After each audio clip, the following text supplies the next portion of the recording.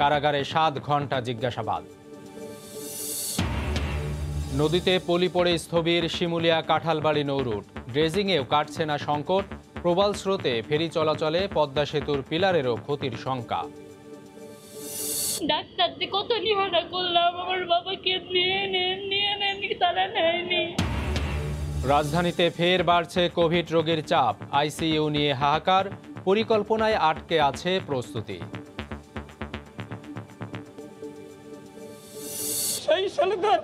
সবার কাছে সুষ্ঠু বিচার চাই। এবং সৌদি আরবে ফিরতে পারবেন বাংলাদেশ সহ 25 দেশের প্রবাসীরা, শিগগিরই খুলছে দরজা, জানালো সিভিল এভিয়েশন। নেই ভারত, পাকিস্তান, শ্রীলঙ্কার নাম।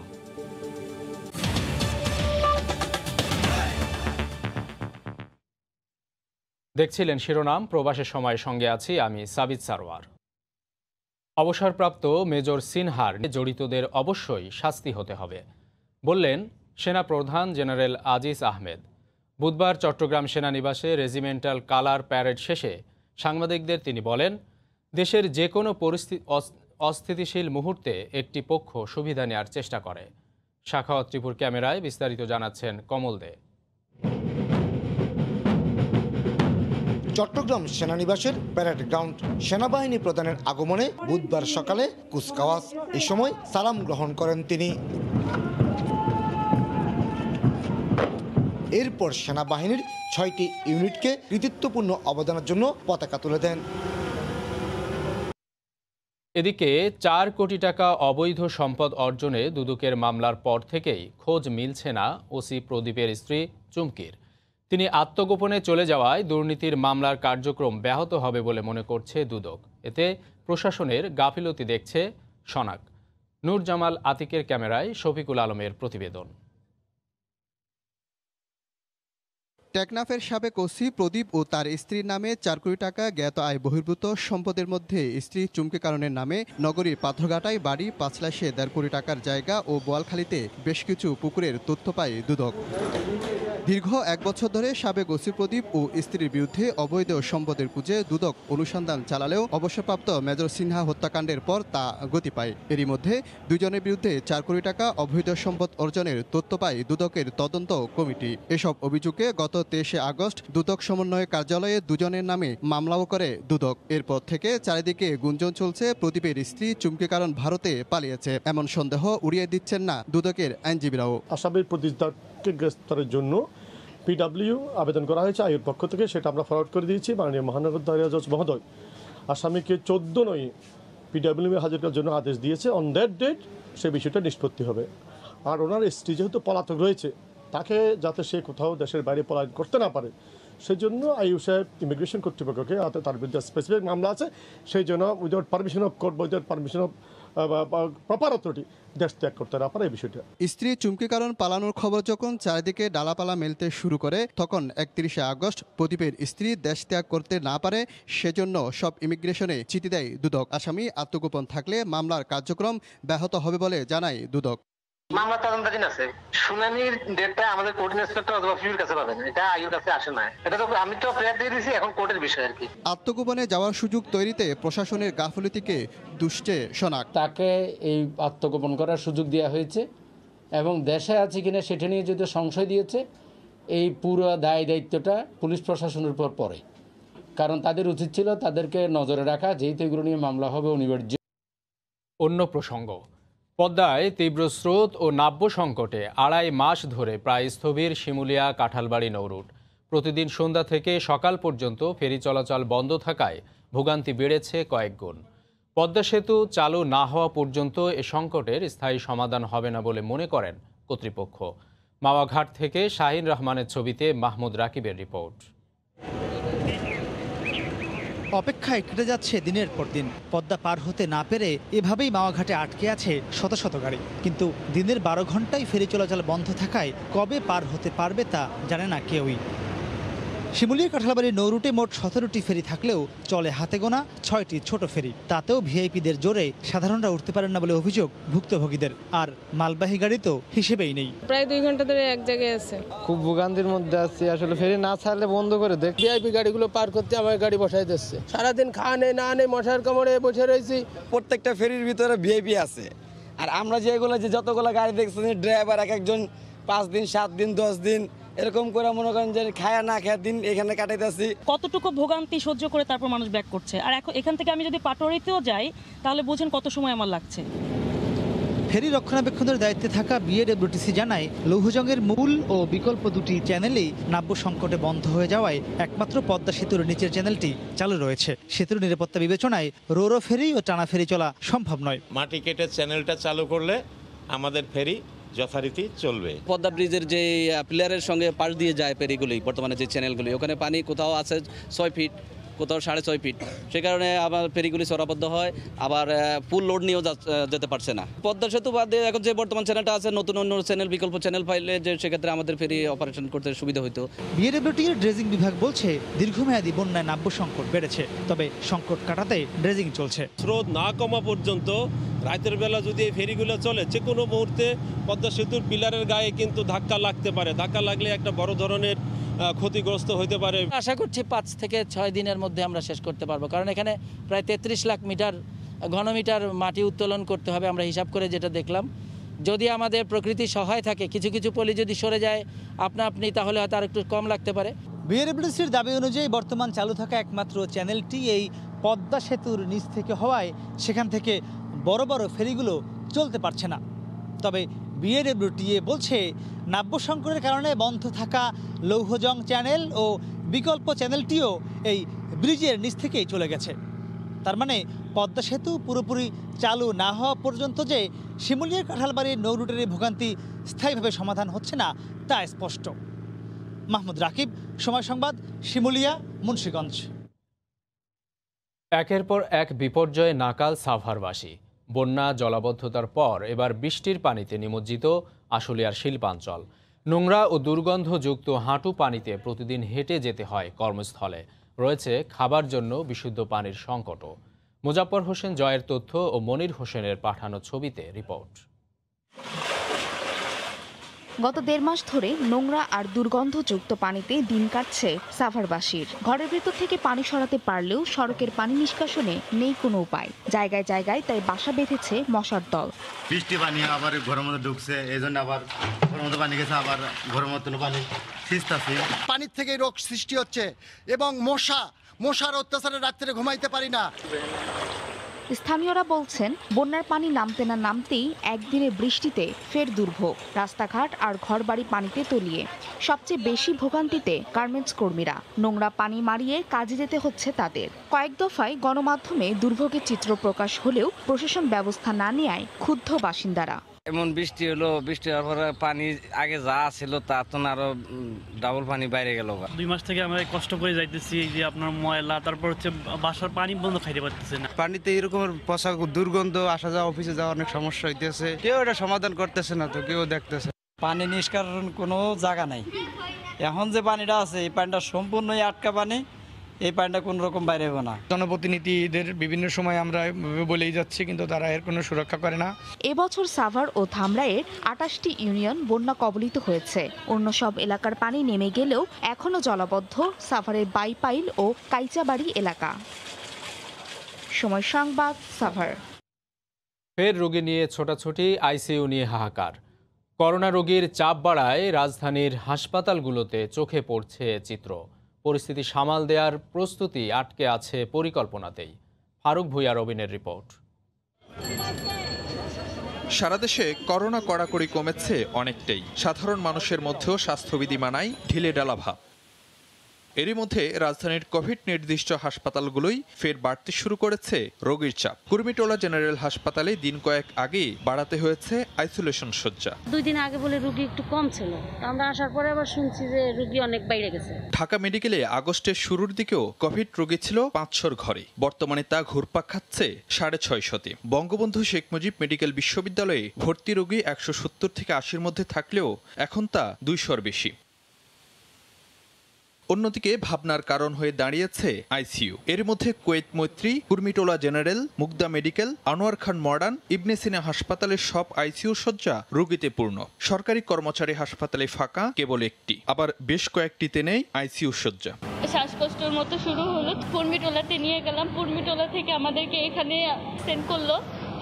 ডাক্তার দিয়ে কত নিহারা করলাম, আমার বাবাকে নিয়ে নেন, তারা নেয়নি।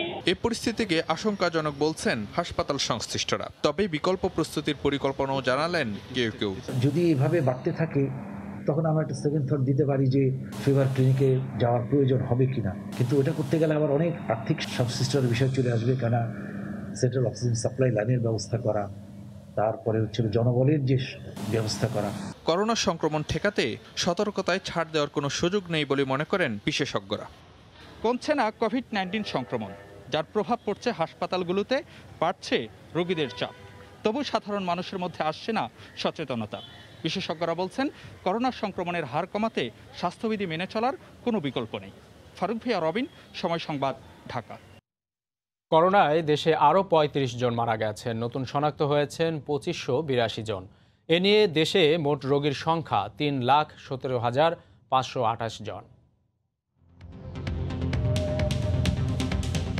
স্বাস্থ্য অধিদপ্তরের হিসেবে গত ২৪ ঘন্টায় নমুনা পরীক্ষা করা হয়েছে ১৫,২০৪ জনের। এ পর্যন্ত মোট পরীক্ষা করা হলো ১৫,৭৭,৬১৬ জনের নমুনা।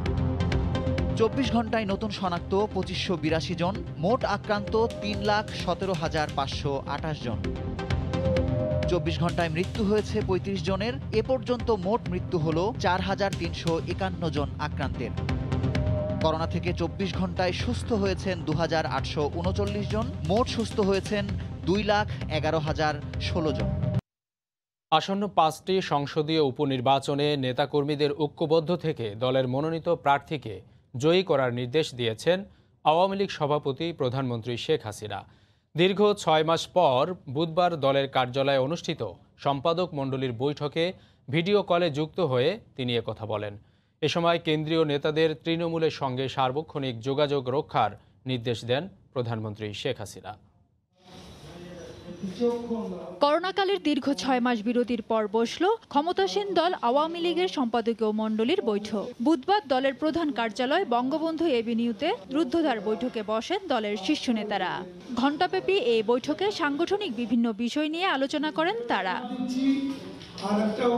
পরে গণভবন থেকে অনানুষ্ঠানিকভাবে মোবাইলে ভিডিও কলে যুক্ত হন দলের সভাপতি শেখ হাসিনা। শুরুতে ভারতের প্রয়াত রাষ্ট্রপতি প্রণব মুখার্জিকে স্মরণ করেন তিনি। বলেন, বাংলাদেশের অকৃত্রিম এই বন্ধু ১/১১ সময় আন্তর্জাতিক অঙ্গনে সত্য তুলে ধরতে সক্রিয় ছিলেন। তাকে আমরা সবসময় কাছে পেয়েছি। 1/11-এ যখন আমি গ্রেপ্তার হলাম, আমার বিরুদ্ধে মিথ্যা মামলা দিয়ে হয়রানি করার চেষ্টা করা হয়েছে, সে সময়ও তিনি আন্তর্জাতিক অঙ্গনে আমার মুক্তির জন্য অনেক কাজ করে গেছেন। সাংগঠনিক আলোচনায় দলের জনপ্রিয়তার জরিপের কথা উল্লেখ করে আসন্ন ৫ উপনির্বাচনে নেতাকর্মীদের ঐক্যবদ্ধ থেকে দলের মনোনীত প্রার্থীর পক্ষে কাজ করার নির্দেশ দেন আওয়ামী লীগ সভাপতি। সামনে কয়েকটা উপনির্বাচন আছে, সেই নির্বাচনেও জনগণের আস্থা বিশ্বাস আমাদের উপর আছে। আমরা সার্ভে রিপোর্টে দেখেছি সব জায়গায় আওয়ামী লীগের ভোট অনেক বেশি, কিন্তু সেখানে যেহেতু দল ঐক্যবদ্ধ থেকে যেন আমাদের নির্বাচিত প্রতিনিধির জন্য ইলেকশন করে, সেটাও নিশ্চিত করতে হবে। এছাড়া তৃণমূলের মানুষের প্রয়োজনের কথা জেনে সেইভাবে কাজ করার আহ্বান জানান প্রধানমন্ত্রী শেখ হাসিনা। বাংলাদেশে আমাদের সংগঠনের লোকরা সবাই ঘুরে কোথায় কি প্রয়োজন বা কি করলে দেশের মানুষ একটু ভালো থাকবে, আমাদের মানুষকে নিয়ে চিন্তা, মানুষকে নিয়ে আমাদের কাজ, সেটাই আমাদের করতে হবে। এর আগে বৈঠকের শুরুতে ১৫ সেপ্টেম্বরের মধ্যে দলের সব সহযোগী সংগঠনগুলোর পূর্ণাঙ্গ কমিটি করার নির্দেশ দেন সাধারণ সম্পাদক ওবায়দুল কাদের। ফেরদৌস লিপি, সময় সংবাদ, ঢাকা। সরকার ও নির্বাচন কমিশনের প্রতি চরম অনাস্থার মধ্যেই হাইকমান্ডের সিদ্ধান্তে আসন্ন ৫ উপনির্বাচনে অংশ নিচ্ছে বিএনপি। মনোনয়ন নিয়ে বাণিজ্য করতেই বর্জন থেকে সরে এসে ভোটে অংশ নেয়ার এ সিদ্ধান্ত বলে অভিযোগ করেছেন দলটির কোনো নেতা। ফেরদৌস লিপির রিপোর্ট। সর্বশেষ ঢাকা ২ সিটি কর্পোরেশন নির্বাচনে পরাজয়ের অভিজ্ঞতা, নির্বাচন কমিশনের প্রতি চরম অনাস্থা এবং বর্তমান সরকারের বৈধতার প্রশ্নে চলমান অভিযোগের মাঝেই জাতীয় সংসদের ৫টি উপনির্বাচনে অংশ নিচ্ছে বিএনপি। দলের সর্বোচ্চ ফোরাম থেকে এই সিদ্ধান্ত আসলেও এখনও একমত নন নীতি নির্ধারকরা। রয়েছে হতাশা ও চাপা অসন্তোষ। এক পক্ষের প্রশ্ন, সিটি কর্পোরেশন নির্বাচনে অংশ নেয়াকে দলের চেয়ারপারসনের মুক্তির আন্দোলনের অংশ বলা হলেও এবার কোন যুক্তিতে কর্মীদের নির্বাচনমুখী করছেন নেতারা? এবারে ভোটে অংশগ্রহণ, মনোনয়ন, বাণিজ্য ছাড়া আর কিছুই দেখছেন না তারা।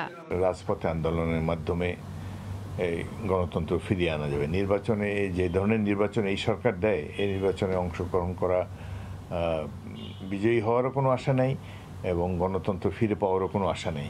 শুধু নির্বাচনে অংশ নেয়া আর না নেয়া নয়, বিরোধ আছে কোন আসনে নির্বাচন করবে আর কোন আসনে করবে না তা নিয়েও। বিষয়টি স্বীকার করে নিজেদের অবস্থান তুলে ধরলেন বিএনপির এই নেতা। নির্বাচনে প্রতিষ্ঠান বলে কিছুই নাই, ইলেকশন কমিশনের প্রতি মানুষের আস্থা নাই, মানুষ ভোট দিতে যায় না।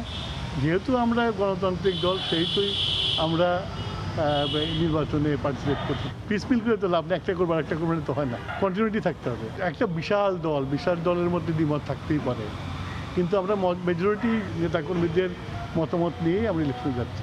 একাদশ জাতীয় সংসদ নির্বাচনে দলটি 299টি আসনে অংশ নিয়ে বিজয়ী হয়েছিল মাত্র 6টিতে। ফেরদৌস লিপি, সময় সংবাদ, ঢাকা। জনগণকে ঐক্যবদ্ধ করে গণতন্ত্র পুনরুদ্ধারে আন্দোলনের জন্য দলকে প্রস্তুতি নিতে হবে বলে মন্তব্য করেছেন বিএনপি মহাসচিব মির্জা ফখরুল ইসলাম আলমগীর। বুধবার বিকেলে বেগম জিয়ার কারাবরণ দিবসে এক ভার্চুয়াল আলোচনা সভায় একথা বলেন তিনি। বেগম জিয়ার স্থায়ী মুক্তি এখন বিএনপির প্রধান লক্ষ্য বলেও জানান মির্জা ফখরুল। এটা আধিপত্যবাদের পুতুল সরকারে পরিণত হয়েছে এবং তারা শুধুমাত্র তাদেরই এজেন্ডা এখানে বাস্তবায়িত করছে। এই মানুষকে সংগঠিত করে আমরা যদি আজকে রাজপথে নামতে পারি, আমরা যদি জনগণকে ঐক্যবদ্ধ করে আমরা এই যে গণতন্ত্র বিরোধী তাদেরকে সরিয়ে সত্যিকার অর্থেই জনগণের সরকার, জনগণের প্রতিনিধিত্বমূলক সরকার প্রতিষ্ঠা করা, এটাই হবে আমাদের উদ্দেশ্য, লক্ষ্য। প্রবাসের সময়ে আরও থাকছে। আইসিসির নিষেধাজ্ঞা মেনে গণমাধ্যমকে সাকিব থেকে দূরে থাকার অনুরোধ বোর্ডের, সবাইকে সংযত আচরণের আহ্বান নিষেধাজ্ঞা কাটিয়ে ফেরা আশরাফুলের। এখন থেকে স্বামীর কৃষি জমির অংশীদার হবেন হিন্দু বিধবা নারী। 83 বছরের আইনি বেড়াজাল কাটিয়ে ঐতিহাসিক রায় দিলেন হাইকোর্ট। এতদিন শুধু সিলেটের হিন্দু বিধবারা চাষযোগ্য জমির অধিকার পেয়ে আসছিলেন। বিধবা বৌদি স্বামীর কৃষি জমির অধিকার রাখে না দাবি করে 1996 সালে খুলনার আদালতে মামলা করেন দেবর যতীন্দ্রনাথ মণ্ডল। নিম্ন আদালতে বলা হয় বিধবারা স্বামীর কৃষি জমির অধিকার রাখেন না। আপিল করার পর জেলা জজ দিলেন ভিন্ন মত। রায়ে বলা হলো বিধবারাও চাষের জমির অংশীদার হবেন। বিষয়টি গড়ালো উচ্চ আদালতে। উভয় পক্ষের দীর্ঘ শুনানি এবং বিশেষজ্ঞ আইনজীবীদের মতামত নিয়ে বললেন হিন্দু বিধবা নারীও অচাষযোগ্য জমির মতো স্বামীর কৃষি জমিরও মালিক হবেন। হিন্দু বিধবারা বসতবাড়ির সম্পত্তি পেত, বাট হচ্ছে কৃষি জমিগুলো পেত না। বাংলাদেশে যেহেতু অ্যানি প্রপার্টির কথা বলা হয়েছে, 37 সালের আইনটা অ্যাজ ইট ইজ রাখা হয়েছে। এই any property includes agricultural land, non agricultural land. 1937 সালের Hindu women rights to property আইন হওয়ার 8 দশকেরও বেশি সময় আইনি বেড়াজালে আটকে থাকার পর এর রায়কে ঐতিহাসিক বলছেন আইনজীবীরা। আমাদের আইনেই আছে কৃষি জমি পাবে, কিন্তু আইনের যে ব্যাখ্যাটা এতদিন দেয়া হতো, একটা লিমিটেড ব্যাখ্যা দেয়া হতো যে কৃষি জমি পাবে না। আইনে ভিন্নতা থাকায় শুধুমাত্র সিলেটের হিন্দু বিধবা নারীরা এতদিন স্বামীর কৃষি জমি পেয়ে আসছিল। আফজাল হোসেন, সময় সংবাদ, ঢাকা। দাম্পত্য জীবনে পারস্পরিক শ্রদ্ধাবোধ না থাকা, সহনশীলতার অভাব, মাদকের ব্যবহার এবং যৌতুকের দাবির মুখে চট্টগ্রামে বিবাহ বিচ্ছেদের সংখ্যা আশঙ্কাজনক হারে বেড়ে গেছে। আগে বছরে 3000 ডিভোর্সের আবেদন জমা পড়লেও করোনাকালে প্রতি মাসে আবেদন পড়ছে প্রায় 2000। সাখাওয়াত টিপুর ক্যামেরায় বিস্তারিত জানাচ্ছেন কমল দে। চট্টগ্রাম আদালত ভবনে পারিবারিক আদালতের সামনে ভিড় ইঙ্গিত দেয় দাম্পত্য জীবনের কলহ কোন মাত্রায় পৌঁছেছে। প্রতিদিন শুনানি শেষে অভিযোগের নিষ্পত্তি করে কুলিয়ে উঠতে পারছেন না বিচারকরা। সিটি কর্পোরেশনের তথ্য মতে প্রতি বছরের ডিভোর্সের আবেদন অন্তত 1000 করে বাড়ছে। সহনশীলতা কমে গিয়েছে, পরস্পর প্রতি শ্রদ্ধাবোধ কমে গিয়েছে। বিয়ে যে একটা পবিত্র সম্পর্ক, এটা যে একটা ধর্মের বন্ধন, আমরা সেটা ভুলে যাচ্ছি। প্রতি বছর সিটি কর্পোরেশনের মাধ্যমে 1500-এর বেশি ডিভোর্সের আবেদন নিষ্পত্তি হচ্ছে। হচ্ছে। এই মামলাগুলো আপনার বিষয়গুলা পারিবারিক দাম্পত্য সম্পর্কের সঙ্গে সংযুক্ত, সেই বিষয়গুলোর বিরুদ্ধে বেড়ে গেছে, সেই জন্য মামলাও বেড়ে গেছে। গত সপ্তাহে আমি কিন্তু প্রায় 5টা ডিভোর্স হ্যান্ডেল করেছি অলরেডি। আমি অনেক বুঝে শুনে ঘরে পাঠিয়ে দিয়েছি, কারণ সন্তান আছে, 2-3টা করে সন্তান আছে এক একজনের। আর বিশেষ করে ডিভোর্সের ফলাফলটা তো রেজাল্টটা বেশি ভোগ করছে কিন্তু সন্তানরা। এদিকে করোনা সংক্রমণ ঠেকাতে গিয়ে লকডাউনের কারণে গৃহবিবাদ আরও বেড়েছে। ব্রোকেন ফ্যামিলির কথা বলে থাকি, তার বেড়ে ওঠার যে প্রক্রিয়া, যে সামাজিকরণ প্রক্রিয়ায় সে হয় না হয় পিতা স্নেহ হারাচ্ছে অথবা মাতা স্নেহ বঞ্চিত হয়ে সে এমন একভাবে বড় হয়ে উঠছে যেখানে তার মধ্যে কোনো স্বকীয়তা ডেভেলপ করছে না। দেনমোহর, যৌতুক এবং খরপোশের মতো পারিবারিক বিরোধ নিষ্পত্তির জন্য চট্টগ্রাম আদালতে 2টি এবং বিচ্ছেদ সংক্রান্ত বিরোধ নিষ্পত্তির জন্য সিটি কর্পোরেশনে পৃথক 2টি আদালত রয়েছে। কমল দে, সময় সংবাদ, চট্টগ্রাম। অবৈধ সম্পদ অর্জনের আলাদা 2টি মামলায় স্বাস্থ্য অধিদপ্তরের কর্মচারী আফজাল হোসেনকে 14 দিনের রিমান্ডে দিয়েছেন আদালত। দুর্নীতির 2 মামলায় দুদকের রিমান্ড আবেদনের শুনানি শেষে বুধবার ঢাকা মহানগর সিনিয়র স্পেশাল জজ KM ইমরুল কায়েস এ আদেশ দেন। গত 26 আগস্ট আদালতে আইনজীবীর মাধ্যমে আত্মসমর্পণ করে জামিন আবেদন করেন আফজাল, কিন্তু শুনানি শেষে জামিন নামঞ্জুর করে কারাগারে পাঠানোর নির্দেশ দেন আদালত। অবৈধ সম্পদ অর্জন, মানি লন্ডারিং এবং দুর্নীতি প্রতিরোধ আইনে আফজালের বিরুদ্ধে 2019 সালের 27 জুন দুর্নীতি দমন কমিশন মামলা 2টি দায়ের করে। সরকারি প্রাথমিক বিদ্যালয়ের বঙ্গবন্ধু কর্নারের বই জালিয়াতির ঘটনা তদন্তে 3 সদস্যের কমিটি গঠন করেছেন হাইকোর্ট। প্রাথমিক ও গণশিক্ষা মন্ত্রণালয়ের সচিব, বাংলা একাডেমির মহাপরিচালক এবং মুক্তিযুদ্ধ জাদুঘরের ট্রাস্টিকে তদন্ত করে 1 মাসের মধ্যে রিপোর্ট দাখিল করতে বলা হয়েছে। এই তদন্ত কমিটি স্বাধীনভাবে তদন্ত কাজ করবে। এক রিট আবেদনের প্রাথমিক শুনানি শেষে বিচারপতি ওবায়দুল হাসানের সমন্বয়ে গঠিত হাইকোর্টের দ্বৈত বেঞ্চ এ আদেশ দেন।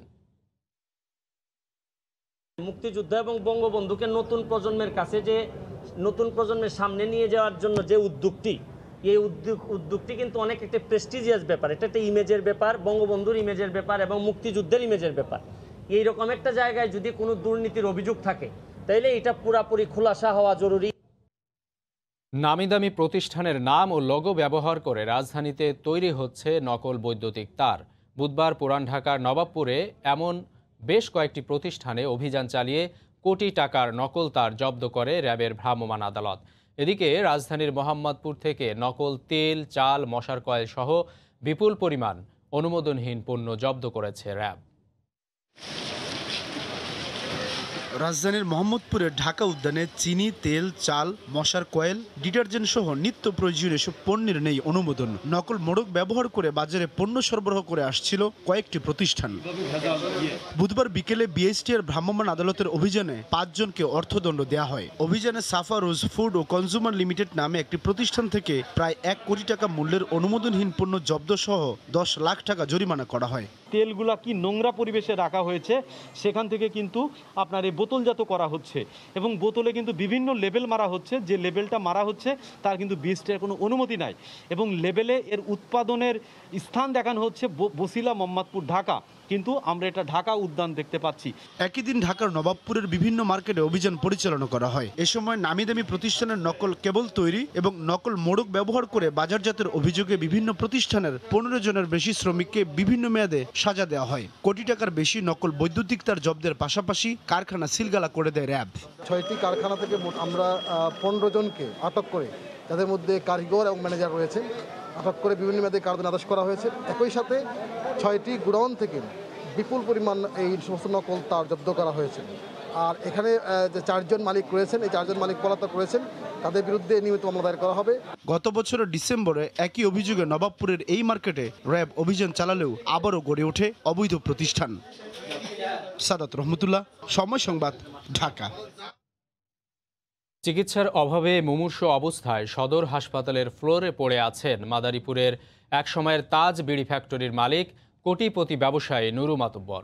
4 দিনেও খোঁজ নিতে আসেননি কোনো সন্তান, অথচ 4 সন্তানকে বিঘার পর বিঘা সম্পত্তি লিখে দেওয়ার পরও পরিবারের অত্যাচারে গত 15 বছর ধরে মানুষের দ্বারে দ্বারে ঘরে ঘুরে দুবেলা খাবার খেয়েছেন। সঞ্জয় কর্মকার অভিজিতের তথ্য ও শাহাদাত আকনের ছবি নিয়ে রিপোর্ট।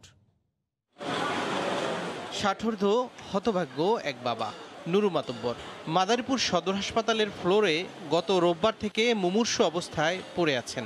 পাশে নেই কোনো সন্তান। কি দেননি 4 সন্তানকে। বিদেশে পড়াশোনা, বিঘার পর বিঘা সম্পত্তি দিয়েছেন, কিন্তু বাবাকে দেখতে আসার প্রয়োজন বোধ করেননি সন্তানরা। সদর উপজেলার ঝিকরহাটি গ্রামের এক সময়ের বিড়ি ফ্যাক্টরি মালিক, কোটিপতি ব্যবসায়ী ছিলেন তিনি। অজ্ঞাত এক ব্যক্তি অসুস্থ অবস্থায় হাসপাতালে ভর্তি করে দিয়ে গেছেন। প্রাথমিক চিকিৎসা চললেও খাওয়া দাওয়া বন্ধ হয়ে গেছে তার। না, ছেলে মেয়ে কেউ আহে না, খালি নিচে বইয়া বইয়া কানতে আছে। এই ছেলে মেয়ের বিচার হওয়া উচিত। খুব বেশি সংখ্যামুক্ত না, ওনাকে যদি একটু উন্নত কোনো সেন্টারে নিয়ে যাওয়া হয় তাহলে সেটা তার জন্য বেটার হবে। এলাকাবাসী জানান, বেশ কয়েক বছর আগে বন্ধ হয়ে যায় চর মুগরি এলাকার তাজ বিড়ি ফ্যাক্টরি। পরে এর মালিক নুরু মাতব্বর বাড়ি বিক্রি করে ছেলেকে লন্ডন পাঠিয়ে পড়াশোনা করান। সেখান থেকে ফিরে ছেলে বিয়ে করে ঢাকায় ব্যবসা করছেন। বিঘার পর বিঘা জমি, 3 মেয়ে ও 1 ছেলেকে লিখে দেওয়ার পাশাপাশি তাদের সম্ভ্রান্ত পরিবারে বিয়েও দেন। এত কিছু করার পরও গত 15 বছর ধরে বাড়ি ছাড়া হতভাগ্য বাবা।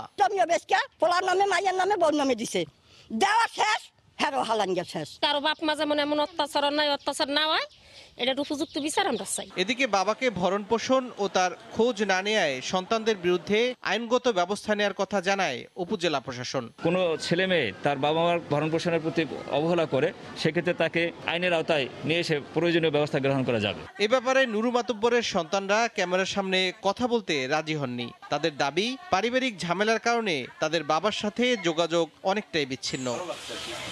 সময় সংবাদ, মাদারীপুর। এবার প্রবাসের খবর। করোনা ভাইরাসের কারণে বাংলাদেশ সহ 25 দেশের নাগরিক যারা দেশে আটকা পড়েছেন তারা সৌদি আরবে নিজ কর্মস্থলে ফেরার সুযোগ পাচ্ছেন। তবে এ তালিকায় নেই ভারত, পাকিস্তান ও শ্রীলঙ্কার নাম। দেশটির সিভিল অ্যাভিয়েশন কর্তৃপক্ষ এ তথ্য নিশ্চিত করেছে। নির্দিষ্ট কোনো সময় বেঁধে না দেয়া হলেও যাওয়ার কার্যক্রম শিগগিরই শুরু হবে বলে জানা গেছে। রিয়াদ থেকে আরিফুর রহমানের রিপোর্ট। দ্রুতই বাংলাদেশে থাকা সৌদি প্রবাসীরা ফিরতে পারবেন তাদের কর্মস্থলে। কোভিড-19-এর কারণে সৌদি আরবের শ্রমবাজার সাময়িকভাবে বন্ধ হয়ে যায়, যা ফের খুলছে। এতে সন্তোষ প্রকাশ করেছেন প্রবাসীরা। প্রাথমিকভাবে 25টি দেশের নাগরিকদের এ সুযোগ দেওয়া হবে। Saudi civil aviation general authority বিষয়টি নিশ্চিত করেছে, তবে কবে থেকে ফ্লাইট চালু হবে তা এখনও জানানো হয়নি। ভ্রমণ করার জন্য অবশ্যই কয়েকটি দফা নির্দেশনা মানতে হবে। এর মধ্যে করোনা পরীক্ষা করাতে হবে। এছাড়া সৌদি যেতে হলে দেশটির স্বাস্থ্য মন্ত্রণালয়ের ওয়েবসাইট থেকে একটি ফর্ম পূরণ করে তার মধ্যে বিস্তারিত তথ্য লিখে নিচে স্বাক্ষর করতে হবে। পরে যা এয়ারপোর্টে স্বাস্থ্য মন্ত্রণালয়ের নির্ধারিত ডেস্কে জমা দিতে হবে। বাংলাদেশিরা সুযোগ পেলেও ভারত, পাকিস্তান, নেপাল, শ্রীলঙ্কা সহ আরও কয়েকটি দেশ এই সুযোগ পাচ্ছে না। রিয়াদ থেকে আরিফুর রহমান, সময় সংবাদ। কাতারে করোনা পরিস্থিতি নিয়ন্ত্রণে আসায় ৪র্থ ধাপে খুলে দেয়া হলো গণপরিবহন, মেট্রো রেল, শিক্ষা প্রতিষ্ঠান, মসজিদ সহ সবকিছু। তবে সবকিছু খুলে দিলেও করোনা একেবারে নিয়ন্ত্রণে না আসা পর্যন্ত সরকারের নির্দেশনা অনুযায়ী চলতে হবে। কাতার প্রতিনিধি আনোয়ার হোসেন মামুনের তথ্য ও ছবি নিয়ে রিপোর্ট। কাতারে করোনা পরিস্থিতি স্বাভাবিক হওয়ায় তুলে নেওয়া হলো সব বিধিনিষেধ। 1 সেপ্টেম্বর থেকে 4র্থ ধাপের খুলে দেওয়া হলো গণপরিবহন, শিক্ষা প্রতিষ্ঠান সহ সবকিছু। তবে সামাজিক দূরত্ব অবশ্যই মানতে হবে বলে সরকার নির্দেশনা দিয়েছে। করোনা আক্রান্ত প্রবাসীদের উন্নত মানের চিকিৎসা সেবা দেয়ায় কাতারের আমিরের প্রতি কৃতজ্ঞতা জানান প্রবাসীরা। এই করোনা মহামারীতে কাতার সরকার যেভাবে করোনাকে মোকাবেলা করে আসছে, নিশ্চয়ই ধন্যবাদ পাওয়ার যোগ্য। এখানে জাতিগত কোনো ভেদাভেদ ছিল না, সবাইকে সমানভাবে তার এই দেশের পরিচর্যা এবং চমৎকার টেক কেয়ার করেছে। অন্য অন্য কান্ট্রির তুলনায় কাতার আলহামদুলিল্লাহ ভালো করছে এবং ভালো ব্যবস্থা ভালো ছিল এবং লোকের আক্রান্ত সংখ্যাও কম ছিল। মেট্রো রেল, বাস, মসজিদ সহ সকল ব্যবসা প্রতিষ্ঠান এখন চালু করেছেন, যার কারণে মানুষের কর্মসংস্থান এখন স্বাভাবিকের দিকে, যার কারণে এখন মানুষ কর্মহীনতায় নেই, সবাই এখন কাজকর্মে আছেন, যার কারণে আমরা কাতার সরকারকে বাংলাদেশ কমিউনিটির পক্ষ থেকে অসংখ্য ধন্যবাদ জানাই। বিধিনিষেধ প্রত্যাহার করা হলেও ঝুঁকি এড়াতে নিজেদের সতর্ক থাকতে এবং স্বাস্থ্যবিধি মেনে চলতে পরামর্শ দিয়েছেন কমিউনিটির নেতারা। করোনা ভাইরাসের সময়ও কাতারের একটা বিরাট সাফল্যতা দেখেছি। আমরা নিজেও আক্রান্ত হয়েছি।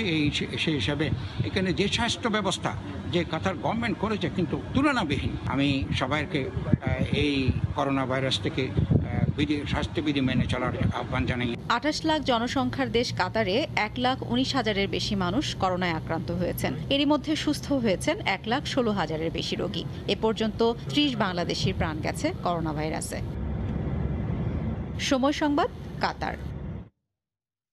বিএনপির 42তম প্রতিষ্ঠা বার্ষিকী উপলক্ষে মালয়েশিয়ায় দোয়া ও আলোচনা সভা অনুষ্ঠিত হয়েছে।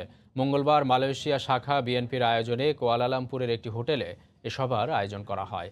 সভাপতিত্ব করেন সংগঠনের সহসভাপতি মাহবুব আলম শাহ। সাংগঠনিক সম্পাদক মির্জা সালাউদ্দিনের সঞ্চালনায় প্রধান অতিথি ছিলেন মালয়েশিয়া বিএনপির সাধারণ সম্পাদক মোহাম্মদ মোশাররফ হোসেন। সংক্ষিপ্ত আলোচনায় বক্তারা বিএনপি চেয়ারপারসন বেগম খালেদা জিয়ার স্থায়ী জামিনের দাবি জানান।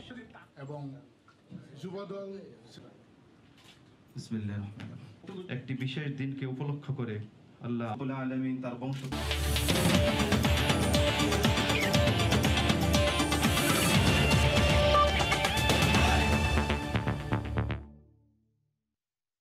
আইসিসির নিষেধাজ্ঞা থাকায় গণমাধ্যমকে সাকিব আল হাসানের কাজ থেকে দূরে থাকার অনুরোধ বিসিবির ক্রিকেট অপারেশনসের চেয়ারম্যান আকরাম খানের। আগামী 29শে অক্টোবরের আগে আনুষ্ঠানিকভাবে বোর্ডের সাকিবকে নিয়ে কোনো পরিকল্পনা নেই বলেও জানান তিনি। এদিকে সাকিবের বিষয়ে সবাইকে সংযত আচরণের আহ্বান আইসিসির নিষেধাজ্ঞা কাটিয়ে ফেরা আরেক ক্রিকেটার আশরাফুলের। গণমাধ্যম আর আপামর জনতার শর্তহীন সমর্থন, সঙ্গে ক্রিকেটারদের 22 গজে দুর্দণ্ড প্রতাপ, এই তিনের সংমিশ্রণে টাইগার ক্রিকেট এখন অনন্য উচ্চতায়। ক্রিকেটারদের ভালো কিংবা মন্দ সবসময় ছায়ার মতন পাশে ছিলেন দেশের ক্রীড়া সাংবাদিকরা। অবশ্য সাকিব ইস্যুতে এবার আসলো দূরে থাকার অনুরোধ। 5 সেপ্টেম্বর থেকে বিকেএসপিতে অনুশীলন শুরু করার কথা সাকিবের। স্বাভাবিকভাবেই তাকে নিয়ে আগ্রহ তুঙ্গে সবার মধ্যেই। তবে দেশের স্বার্থেই এবার গণমাধ্যমকে সাকিবের বিষয়ে আপাতত নীরব থাকার অনুরোধ বিসিবির। আইসিসি থেকে কিন্তু নিষেধাজ্ঞা আছে এবং আমি আপনাদেরকে একটা অনুরোধ করব, যেহেতু ওর কিন্তু কোনো কিছু এখন পর্যন্ত আল্লাহর রহমতে আপনার সব কিছু ভালো আছে, বাট শেষের দিকে যেন কোনো কিছু না হয় যেটা আকসুর এগেস্টে যায়। প্রবল আগ্রহ ডেকে আনতে পারে ক্ষতি, কারণ আদতে আইসিসি সাকিবকে 2 বছরের জন্যই নিষিদ্ধ করেছে। তাই তো নিজের অভিজ্ঞতা থেকে সাকিবের ব্যাপারে সবাইকে একটু বেশি সংযত থাকার পরামর্শ একসময় আইসিসি নিষেধাজ্ঞায় থাকা মোহাম্মদ আশরাফুলের। সঙ্গে এগিয়ে আসতে বললেন বিসিবিকে। ক্রিকেট বোর্ড থেকেই হয়তো একটা লেটার যাবে সাকিবের জন্য, যে লাস্ট 1 বছর সে সব ভালো কাজগুলো করেছেন, আইসিসি যে নিয়মগুলো সেগুলো সে মেনেছেন, তারপরেই কিন্তু আসলে আইসিসি তার যে আরেক বছর সাসপেনশন সেটা উঠিয়ে দিবে। সব ঠিক থাকলে বিকেএসপিতে রুদ্ধদ্বার অনুশীলন শেষে অক্টোবরের শেষ সপ্তাহে শ্রীলঙ্কার উদ্দেশ্যে উড়াল দেবেন সাকিব আল হাসান। মাহবুব রিমন, সময় সংবাদ, ঢাকা। বার্সেলোনা ক্লাবের সভাপতির সঙ্গে দেখা করতে আর্জেন্টিনা থেকে স্পেনে গেছেন লিওনেল মেসির বাবা হোর্হে মেসি। এদিন গণমাধ্যমের সঙ্গে আনুষ্ঠানিকভাবে কথা বলেননি তিনি, তবে ধারণা করা হচ্ছে দল বদলের বিষয়ে চূড়ান্ত কথাবার্তা সেরে নিতেই সেখানে গেছেন হোর্হে মেসি। ক্রীড়াঙ্গনে আবারও করোনার থাবা। এবার কোভিড পজিটিভ হয়েছেন পিএসজির Brazilian superstar Neymar junior. Club কর্তৃপক্ষ নাম উল্লেখ না করলেও খবরটি নিশ্চিত করেছে ফরাসি গণমাধ্যম। করোনা আক্রান্ত হয়েছেন ক্লাবটির আরও 2 ফুটবলার। আর্জেন্টাইন তারকা ফুটবলার অ্যাঙ্গেল ডি মারিয়া ছাড়াও আক্রান্ত হয়েছেন তারই স্বদেশী লিয়ান্দ্রো পারেদেস। একসঙ্গে মূল একাদশের 3 ফুটবলার করোনায় আক্রান্ত হওয়ায় বিপাকে প্যারিসিয়ান কর্তৃপক্ষ। চ্যাম্পিয়ন্স লিগ শেষ করে ইজিবা দ্বীপে বন্ধুদের নিয়ে ছুটিতে যান নেইমার। সেখান থেকেই নেইমার করোনা আক্রান্ত হয়েছেন বলে ধারণা করা হচ্ছে। এদিকে একই দিনে করোনায় আক্রান্ত হয়েছেন রিয়াল মাদ্রিদের বেলজিয়ান তারকা গোলরক্ষক কর্তোয়া।